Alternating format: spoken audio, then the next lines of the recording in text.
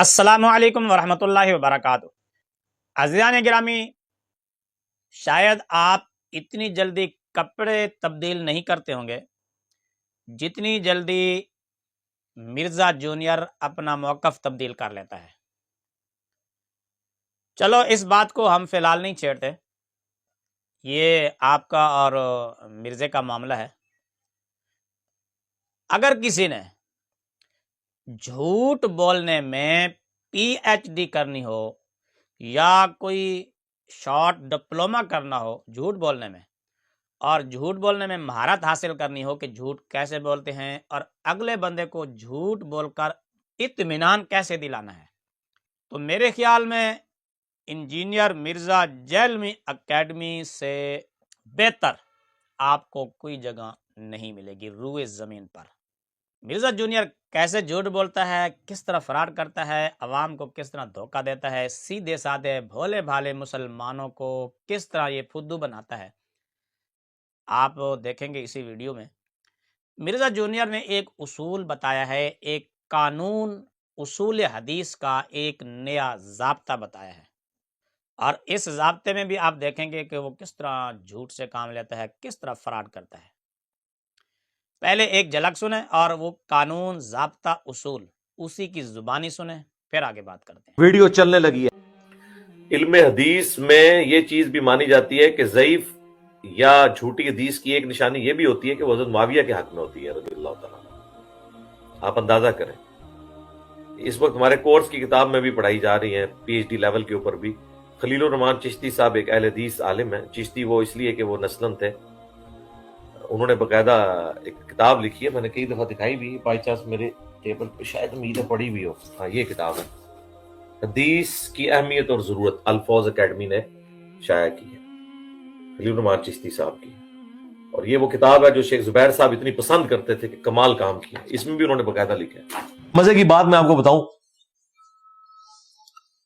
آج سے آلموسٹ 800 سال پہلے امام ابن جوزی گزرے ہیں رحمہ اللہ تعالی، المتوفى 597 ہجری۔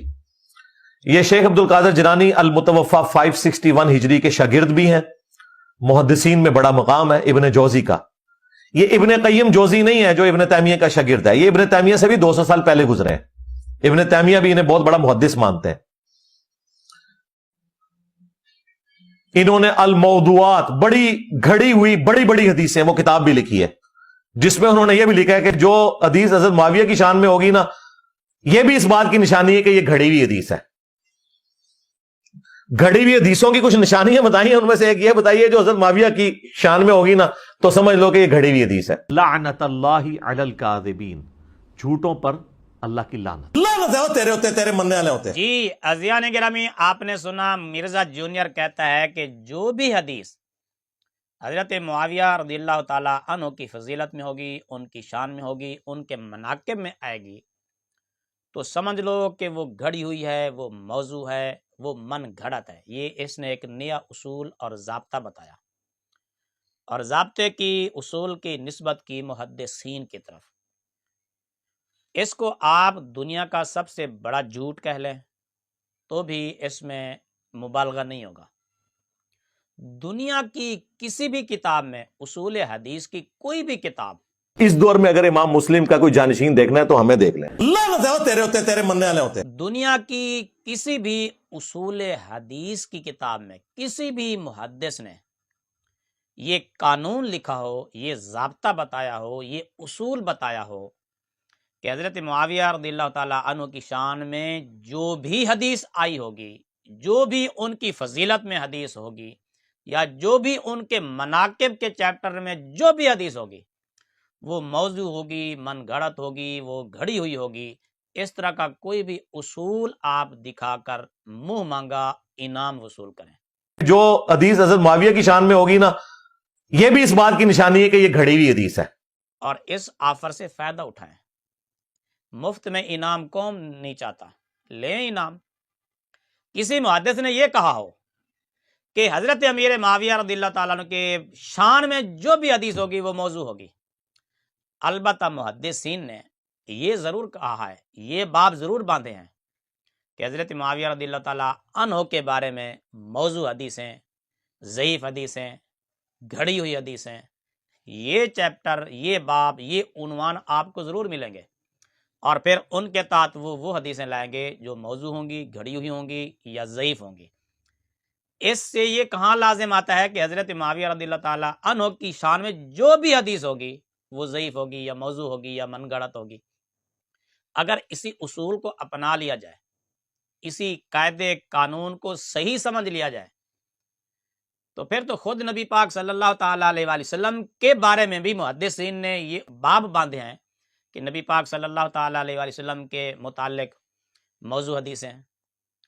حضرت سیدنا صدیق اکبر رضی اللہ تعالیٰ عنہ کے بارے میں بھی پھر کئی موضوع حدیثیں آپ کو ملیں گی۔ سیدنا حضرت علی المرتضیٰ شیر خدا رضی اللہ تعالیٰ عنہ کے بارے میں بھی کئی موضوع حدیثیں ملیں گی آپ کو۔ تو اس سے یہ کہاں لازم آتا ہے کہ ان کی شان میں جو بھی حدیث ہوگی وہ موضوع ہوگی؟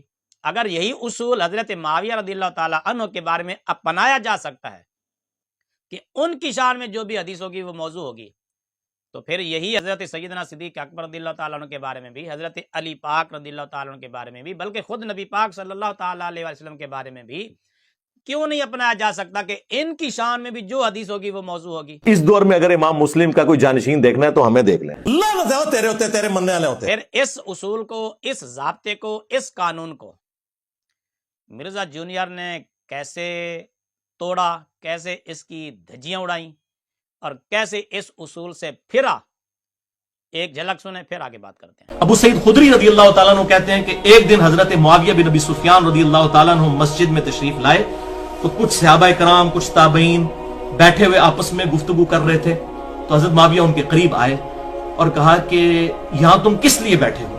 تو انہوں نے کہا ہم اللہ کا ذکر کرنے بیٹھے ہیں، اللہ رسول کی باتیں کر رہے ہیں۔ تو حضرت معاویہ نے کہا کہ اللہ کی قسم اٹھا کر کہو کہ تم اسی کام کے لیے بیٹھے۔ انہوں نے کہا کہ اللہ کی قسم ہم صرف اللہ تبارک و تعالیٰ کے ذکر کے لیے یہاں پر بیٹھے ہیں۔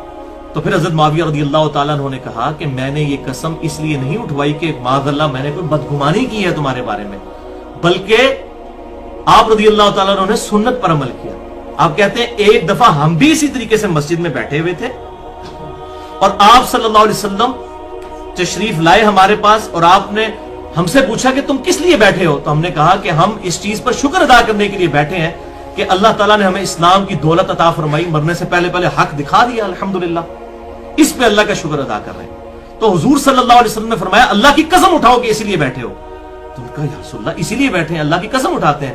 تو پھر آپ صلی اللہ علیہ وسلم نے بھی فرمایا کہ میں نے کوئی بدگمانی کی وجہ سے قسم نہیں اٹھوائی، بلکہ ابھی جبرائیل علیہ السلام میرے پاس آئے تھے اور انہوں نے فرمایا کہ آپ کے ان اصحاب کی وجہ سے اللہ تعالیٰ فرشتوں کے سامنے بھی فخر فرما رہا ہے۔ فرشتوں نے کہا تھا نا کہ یہ بندے تو قتل و غارت کریں گے، تو انہیں کس لیے پیدا کیا؟ یہ بھی تو بندے ہیں جنہوں نے نبی کی دعوت قبول کر لی۔ تو اس حدیث سے میرے نزدیک حضرت معاویہ رضی اللہ تعالیٰ کی یہ فضیلت ثابت ہوتی ہے، ان کی صحابیت اور ان کا اسلام لانا۔ گھڑی ہوئی حدیثوں کی کچھ نشانیاں بتائیے، ان میں سے ایک یہ بتائیے جو حضرت معاویہ کی شان میں ہوگی نا تو سمجھ لو کہ یہ گھڑی ہوئی حدیث ہے۔ تو اس حدیث سے میرے نزدیک حضرت معاویہ رضی اللہ تعالیٰ کی یہ فضیلت ثابت ہوتی ہے۔ علم حدیث میں یہ چیز بھی مانی جاتی ہے کہ ضعیف یا جھوٹی حدیث کی ایک نشانی یہ بھی ہوتی ہے کہ وہ حضرت معاویہ کے حق میں ہوتی ہے۔ جی عزیزان گرامی، آپ نے مرزا جونیئر کی زبانی ایک حدیث پاک سنی، اس نے مسلم شریف سے حدیث نمبر 6857 بیان کی ہے، خود بیان کی ہے، اور حضرت امیر معاویہ رضی اللہ تعالیٰ عنہ کی عظمت اور شان میں بیان کی ہے۔ مرزا جونیئر، کیا یہ جو تو نے حدیث پاک پڑھی ہے کہ یہ موضوع ہے تیرے اصول کے مطابق، تیرے قانون کے مطابق، کیا یہ من گڑت ہے؟ کیا حضرت امام مسلم موضوع حدیثیں لائے ہیں؟ تو اگر موضوع تھی تو اس کا ذوف بیان کرتا، اس کا موضوع ہونا بیان کرتا۔ اگر یہ من گھڑت حدیث تھی تو پھر اس سے حضرت معاویہ رضی اللہ تعالیٰ عنہ کی شان تو نے کیسے بیان کی؟ کیا تو نے محدثین کا یہ قاعدہ قانون نہیں پڑھا کہ ضعیف حدیث کو اس کا ذوف بیان کیے بغیر بیان نہیں کیا جا سکتا؟ اس دور میں اگر امام مسلم کا کوئی جانشین دیکھنا ہے تو ہمیں دیکھ لیں، اللہ نہ زیادہ تیرے ہوتے تیرے مننے والے ہوتے۔ اگر حضرت معاویہ رضی اللہ تعالیٰ عنہ کی شان میں آئی ہوئی ہر حدیث موضوع اور من گھڑت ہے، تراشی ہوئی ہے، تو پھر کم از کم تو اپنے اصول کے مطابق یہ حدیث بیان کرنے کے بعد کم از کم اتنا کہہ دیتا کہ یہ حدیث موضوع ہے، ابن جوزی لگ گیا، فلان لگ گیا، فلان لگ گیا، فلان نے اس کو موضوعات میں لکھا، وہ کم از کم اپنے اصول پر تو قائم رہتا نا۔ امید ہے کہ مرزا جونیئر، اس کے فالورز، اس کے سٹوڈنٹس اس بات کا جواب ضرور دیں گے کہ مسلم شریف سے مرزا جونیئر نے جو خود حضرت امیر معاویہ رضی اللہ تعالی عنہ کی شان میں حدیث نمبر 6857 بیان کی ہے، کیا یہ موضوع ہے؟ کیا یہ من گھڑت ہے؟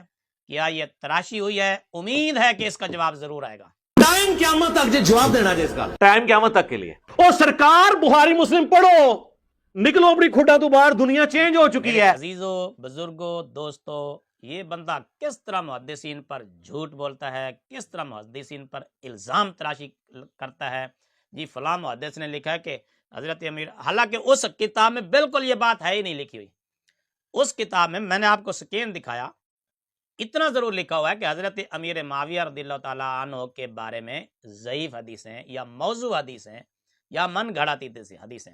تو اس سے یہ کہاں لازم آتا ہے کہ ہر حدیث جو ان کی شان میں آئے گی وہ موضوع ہوگی؟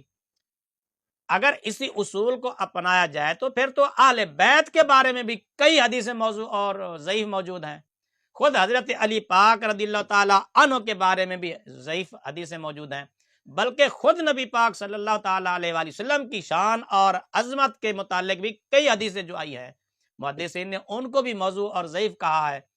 میرے عزیزوں، بزرگوں، دوستوں، اب بھی اگر اس بندے کو آپ نہیں پہچان سکے تو پھر کب پہچانو گے؟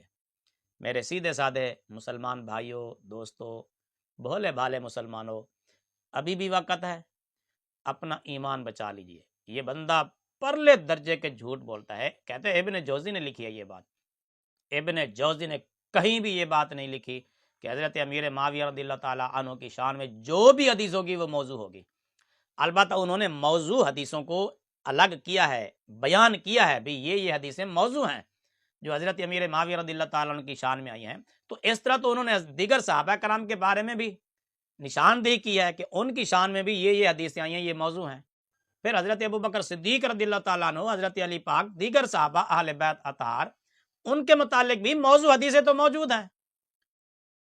خدا را اپنا ایمان بچائیے، اپنی آنے والی نسلوں کو بچائیے، اس بندے کے جھوٹوں کو پہچانیے، اس کے فراڈ کو پہچانیے۔ لعنت اللہ علی الکاذبین، جھوٹوں پر اللہ کی لعنت۔ نبی علیہ السلام نے فرمایا جھوٹ بولنے سے بچو، جھوٹ گناہ کی طرف لے جاتا ہے۔ انسان جھوٹ بولتا رہتا ہے، اس کے نامہ اعمال میں گناہ چڑھتے رہتے ہیں، حتیٰ کہ وہ گناہ اسے جہنم تک لے جاتے ہیں۔